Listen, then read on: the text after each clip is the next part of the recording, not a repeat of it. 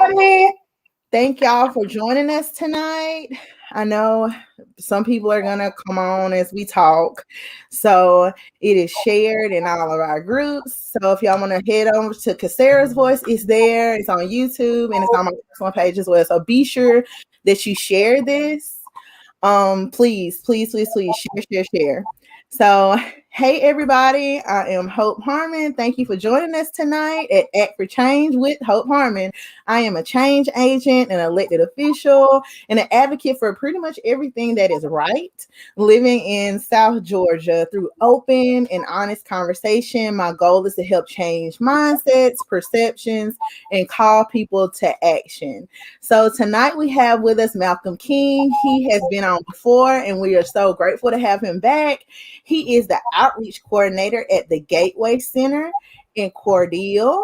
The Gateway Center is a nonprofit organization that provides 24-hour services in Chris, Dooley, Wilcox, and Ben Hill counties and South Georgia for all victims of sexual assault.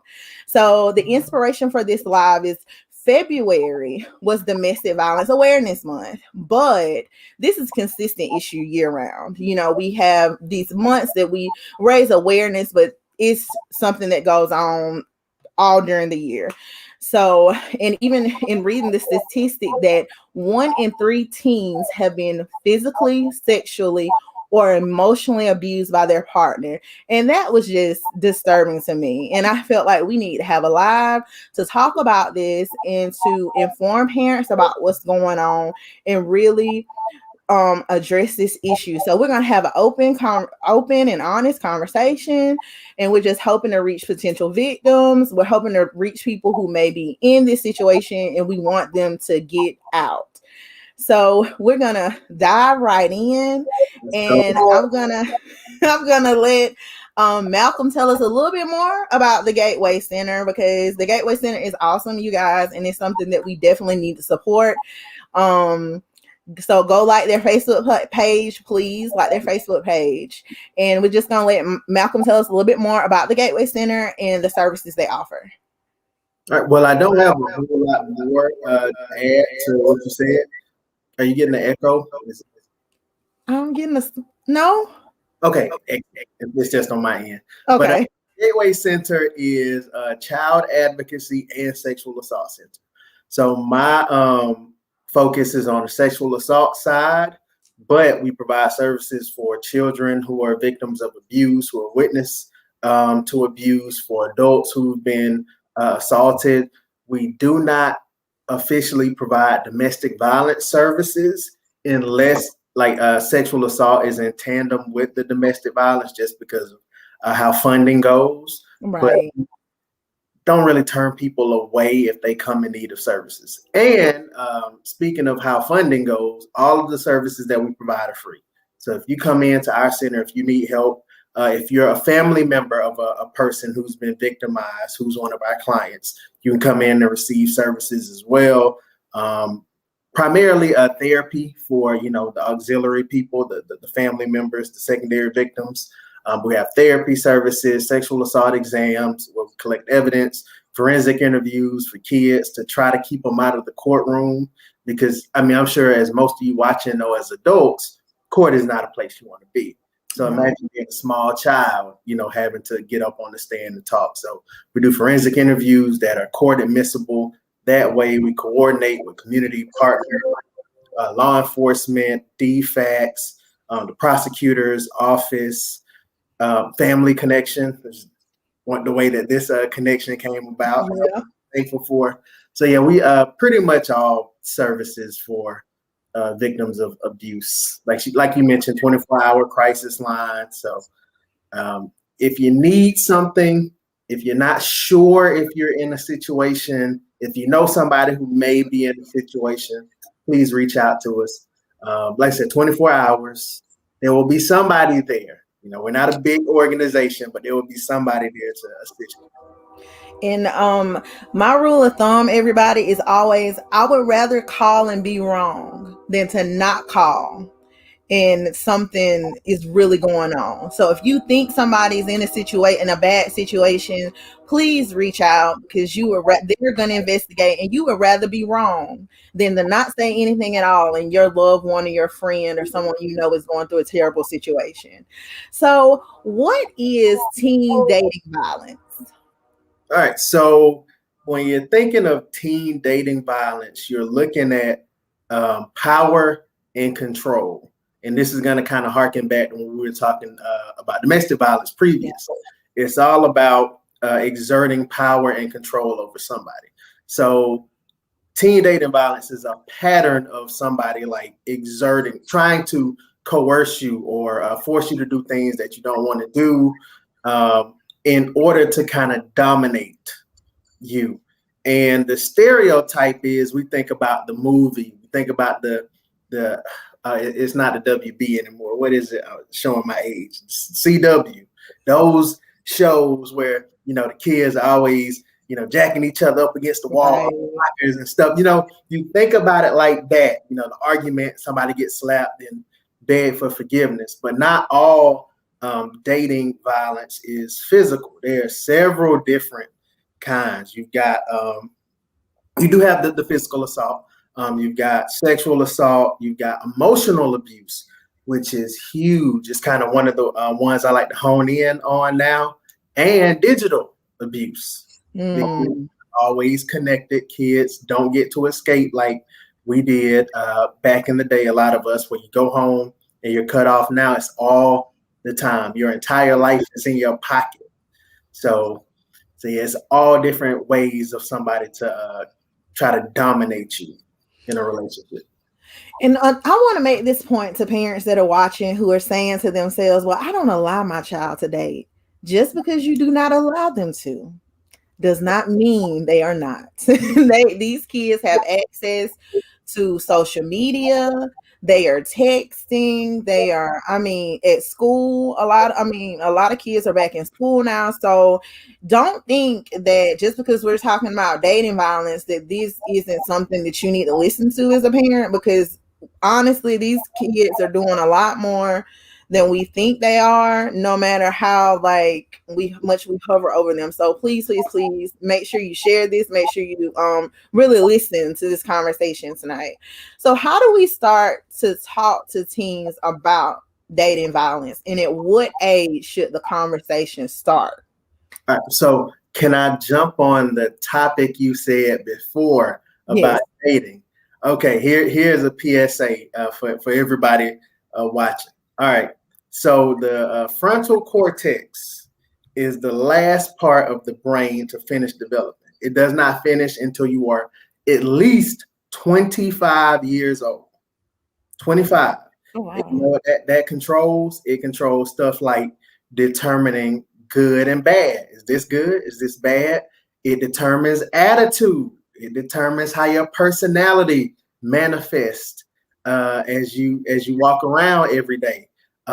It determines, like, can you think of what the consequences will be long term for action that you're doing now, right? 25 years old.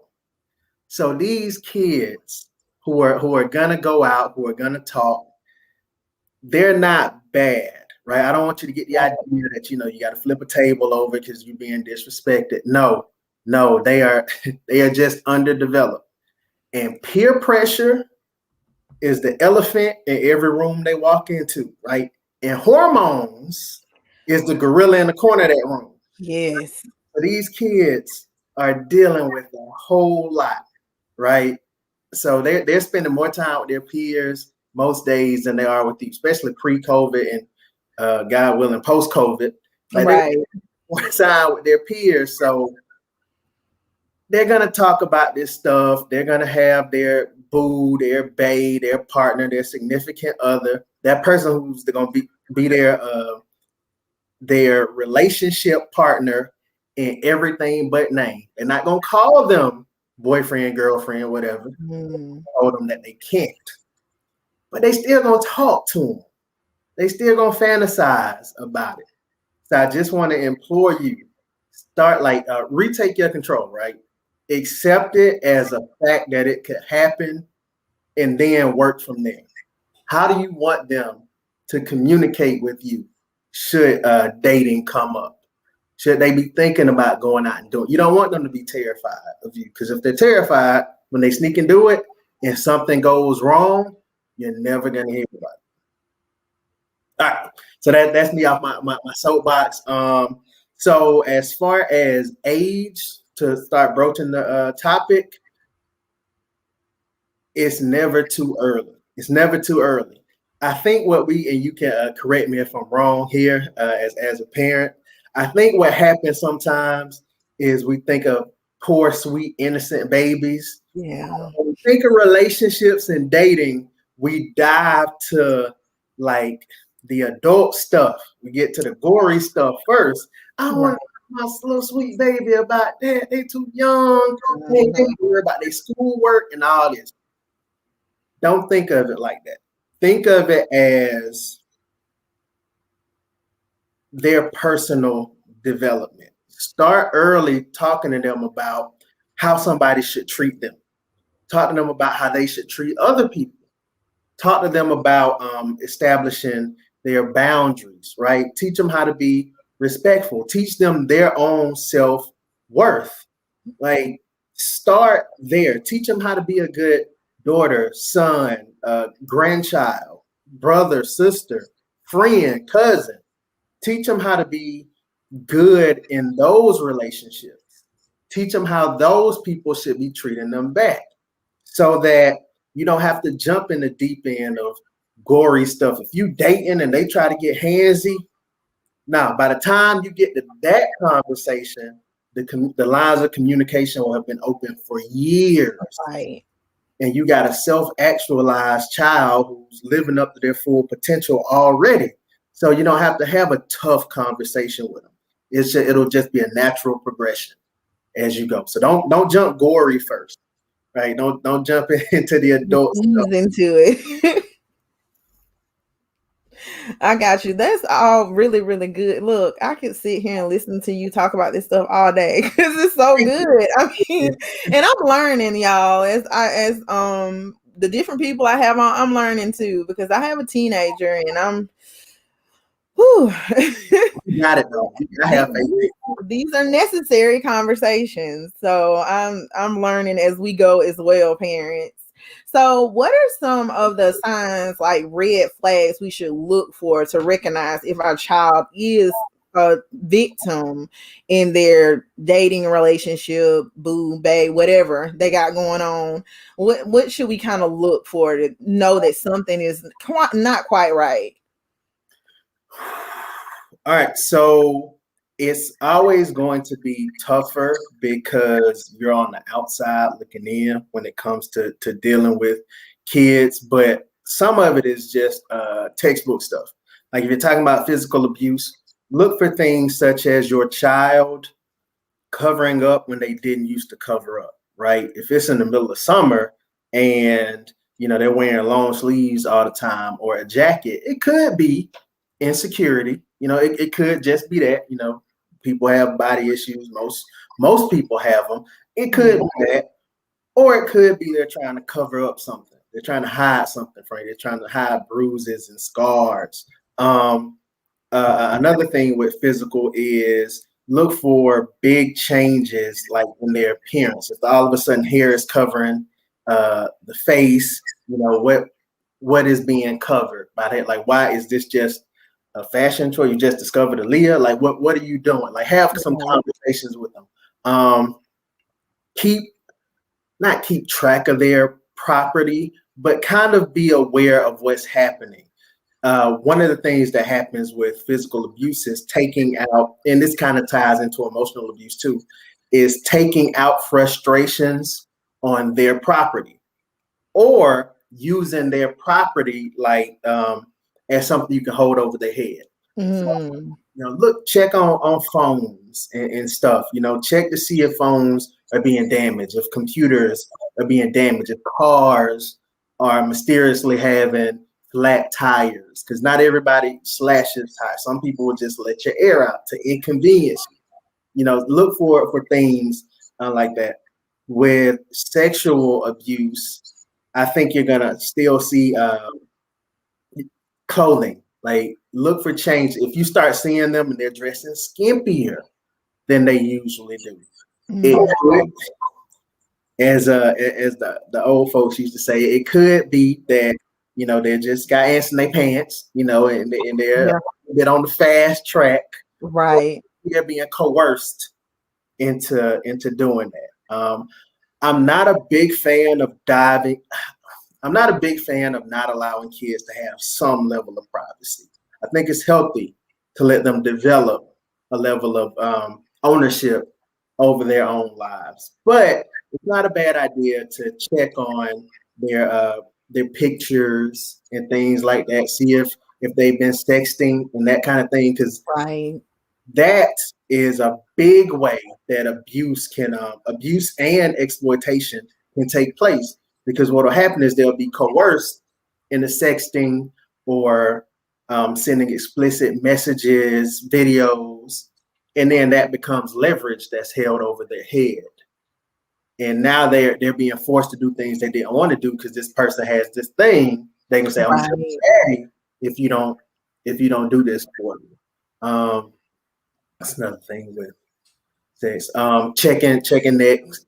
Big thing we talked about last time, domestic violence, is strangulation. Strangulation. Less than the pressure to open a can of Coke. Nurse Katie taught me that. Less than the pressure to open a can of Coke can kill you if it's applied to your neck. So check for bruising around the neck. Check for bruising on the arms. Torn and tattered clothing. Oftentimes, people think it's okay to grab and shake and hold as long as they didn't hit. I ain't like I hit her. Ain't like I hit him. So check for things like that will show that somebody has been holding them against their will. I guess next is emotional abuse. And emotional abuse is easier sometimes from your end if you're around them, because you'll see things like disrespectful name calling. So if you're around and somebody, oh, that's just a cute name. No, it's not. He's putting you down or she's putting you down. If they're always coddling the person they're in a relationship with, that is a big sign, because at some point, something has caused your youth to think that they have to take care of this other person, or this other person is super jealous. So they have to reassure them all the time. No, I'm not doing, no, that's just a friend. No, I promise I did go home. I didn't go to the game. Or what have, if you see behaviors like that, it's incredibly likely that either you have a child who is going down the codependent path, in which case you want to talk to them and kind of get them some help, get them to stand on their own 2 feet, or somebody's manipulating. So you kind of want to nip that in the bud. Talk to them about threats. If they ever hear threats, if they tell you that they have to do something, why do you have to do that? Well, he said to call you by this time. What if you don't call them by this time? Ask the questions to see, because for them it's just, oh, this is the nature of the relationship. That's just how we talk. That's just how he is. That's just how she is. Whereas you on the outside looking in can recognize, nah, these are some pretty domineering, coercive behaviors. Stalking. And please stop me at any point, because no, I'm not gonna stop you. I'm just gonna. I'm trust me. Like, I'm not gonna stop you. this stuff is my jam. So a big one is knowing when and where your child is seeing the people who they interact with, even if it's a friend. Because, and I just talked to some young adults about this last week, and I mean young adult, like around 20, and they are still in that mindset of a romantic movie, a rom-com, where stalking is sexy. That's how I show you how much I love you. Like, I have to be aggressive. When you say no, you don't really mean no. You mean you want me to chase you. So I'm going to show up at if your team works, I'm going to show up at your job every day until you talk to me. I'm going to show up outside your house until you talk to me, until you give me what I want. I'm going to call you 24/7 until you recognize how much I care. And it's not always that nice. Sometimes it's don't make me make a scene. I'll go everywhere you are and blow up your spot if I have to. I tell all your friends you went to all kind of stuff. I'll make a scene. Like you won't be able to walk into a room without me being there or worrying about me being there. These are things that, as I recently learned, these are some unhealthy behaviors that I think Hollywood has really drilled in to people's heads. If you just try hard enough, you'll win him over. You know, if you do enough stuff, you'll win her over. They love you, they just haven't realized it yet. So stalking is stalking is one you should really keep an eye out on. And the person it's happening to, if they are in love or they think they're in love, they probably won't notice it up front. They won't notice it as that. But then it's also important for parents to realize if their child is actually the stalker, because if your child is stalking someone, you definitely need to get them some help. I mean, there's no way that somebody should just be able to randomly go to people's jobs when they feel like it, randomly just, oh, I'm going over their house. No, sir. No, ma'am, you're not, and that's, I think that's also, the other way around is that parents also need to recognize if their child is the one that are doing these things to people, because they definitely need to get them some type of help. That's scary. But this is all good to know. This is all really, really good to know. So should parents report these things that are taking place? And if they were to report them, like, who would they report it to? I will say always, always, always create a paper trail. When you start talking about abusive behaviors, most of the time you're talking about a person who's not stable anyway, right? It's probably not going to go away. The behavior is probably going to escalate. You're going to be dealing with stuff that's going to get worse and worse and more severe. So I would say that you should definitely start reporting. And if you don't feel comfortable contacting local law enforcement for whatever reason, start establishing your own paper trail. Start taking notes. Don't delete those nasty messages that come in, or delete the track record of like way too many messages that come in, texts, calls, voicemails. Start keeping all that stuff yourself, so that should the police become involved at any point, you've got a history to show them what's going on. And by and large, you want to go ahead and contact your local law enforcement, because whatever happens, if something does blow up, local law enforcement is going to be who handles it. And you really don't want to have to go through the process all over again. Right.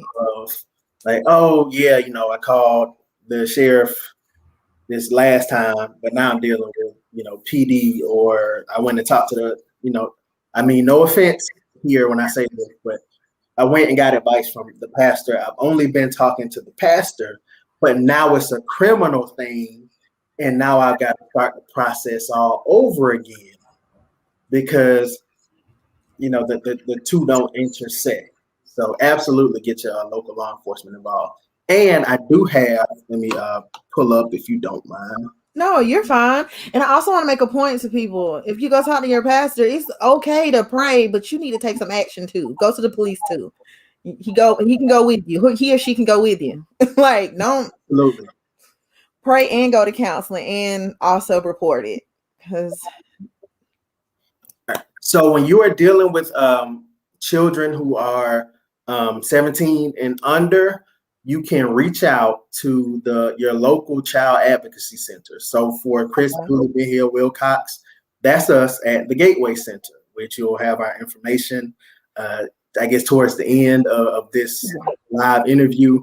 But CACGA, Child Advocacy Centers of Georgia, if you go on their website, cacga.org, or call them at 770-319-6888, they will have a listing of all 52 child advocacy centers in the state of Georgia. So you can go there and you can find out what your local center is, and you can reach out to them.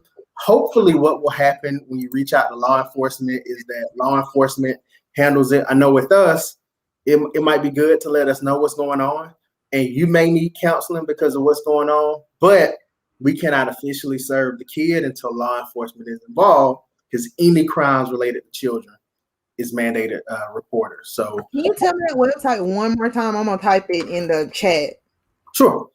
It is CACGA,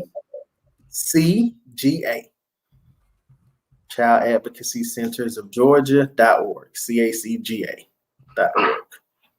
Okay, and what's that phone number? The phone number is 770-319-6888. Okay.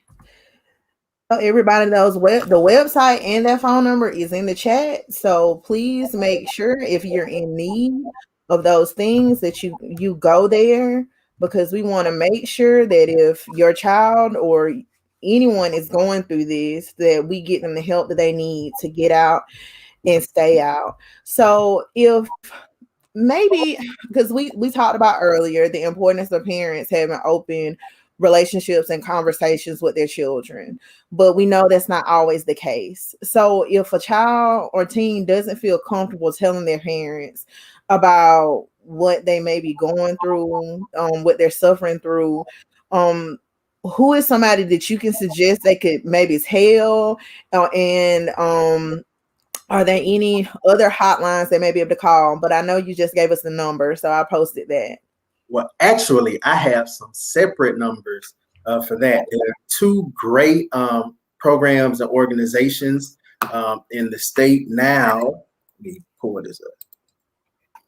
All right, so the first one is Breaking Silence, and I love Breaking Silence. They usually they send me like a box of like 500 cards that I can hand out when I go into schools on occasion. And so what Breaking Silence does is they provide support, referral sources, counseling, and outreach assistance for you as the person who's in a tough romantic situation, or if you have a friend who's in one and you would like to provide resources for them. Okay. Now, the beauty of Breaking Silence is they have a hotline that you can call, and they have a text line, and both of those are free for you to contact them. So if and it's all anonymous. So if you're a teen who would prefer to text because you really don't want to get on the phone, you're socially awkward, you're not quite ready for that stage yet, you can text them and talk to someone, or you can, like I said, you can call and get a live person to talk to. And another one is am I on the second one? Yes. Is love. Yeah, the number for the Breaking Silence, I can go ahead and put that in the chat. Yes. So their hotline number is 706-543-3331. Okay. And their text line is 706. Wait just a minute. I'm sorry. Oh, no problem. Yeah, I can't see you. I'm sorry. I'm sorry. Okay. And their text line is 706-765-8019. Okay. All right. And the second one is very similar. This one is Love is Respect. And they have a website, loveisrespect.org. And they also provide 24-hour information, support, referral services, and all that good stuff for, people, teenagers. They all tend to focus around, teens to young adults. So early teens, or at the beginning, 13 to like mid 20s. Oh, okay. Your brain is still forming, right? Yeah. So Love is Respect has the resources for you again as the victim. If you have a friend, or if you're a parent and you're looking for guidance, you think it's going on with your kid, you're not quite sure. So they also have a text line, they have a hotline, and they have a website chat. If you go to their loverespect.org page, there's a chat link down at the bottom. You just jump on it and type with them if you would like. Okay. Typing that in. And what is their number so I can go ahead and type it in? Absolutely. So their hotline is 1-866-331-9474. 9474. Okay, and then there's text. To do their text line, text love is LOVEIS to 22522. 22522. All right. Those are both really great resources to have. So we're gonna make sure that we definitely push those out and tell people about them, and make sure that we know like communities and schools here, and also Family Connections knows about them as well, so they can definitely tell kids about them. So I'm sorry, I'm like all over the place. So is there anything else that you want teens and parents to know about teen dating violence? I would just like people to know one of the slogans at Gateway is "It should not hurt to be a child," right? We feel similarly about like dating and relationships when it comes to stuff like sexual assault and violence. None of this should hurt. Nobody deserves to be a victim. It's not possible. One of our big struggles is reconditioning people who still have a victim blame mindset. You can equip kids with tools, right? Like it's your front door. If your front door is unlocked because you forgot to lock it, that does not mean you deserve for your house to be robbed. Exactly. Like, kids are going to do dumb stuff. They're going to make mistakes. They're going to be pressured into places and situations that they shouldn't be in, right? That does not then give somebody the right to dominate their body. It doesn't give somebody the right to coerce them into doing something that they don't want to do, right? It doesn't give somebody the right to manipulate them or lie to them to get something from them, right? So it's never your fault. If you're a parent, it's not the kid's fault. Your job is to support them. And I would implore parents, I know it's hard, but should it happen to your kid, focus on support and not on revenge. I'm not a lawyer. I'm not a law enforcement officer. So nothing I say is legal advice or a threat to put you in jail, right? I'm just shooting straight with you. I would advise you, just person to person, that child is going to need you more in the event this happens to them than they're going to need you in jail for not killing somebody that disrespected them or did something wrong. That's what the legal system is for. That's what I'm for. That's what the Gateway Center is for. And wherever you are, Wayne's, Liberty House, Lighthouse, Bruce Cottage, we're all over the place. And we're here to help get Exactly. to get that stuff done, and reach out to places like us. Get the counseling that they need. Look for programs. Like I know 4-H and a lot of our communities does relationship smarts, where they don't just focus on um, dating violence and stuff, but they focus on the lead up to that stuff. Look for programs like that that they can go into and interact with other people. Look into some group counseling forum. Focus on, you can't put toothpaste back in the tube after it's out. Focus on their recovery after it happens, and know that you're not alone. It's happening all the time.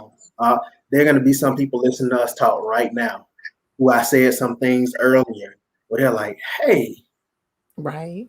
I remember being forced to do something I didn't want to do, or I remember sending a picture I didn't want to send, or I remember somebody grabbing me and saying it was my fault. I hit you because I love you. Why you make me so crazy? Like all these things that are happening to people all the time. It's super common. We just don't talk about it. So yeah, you're not alone. And use your resources. And don't kill nobody, please.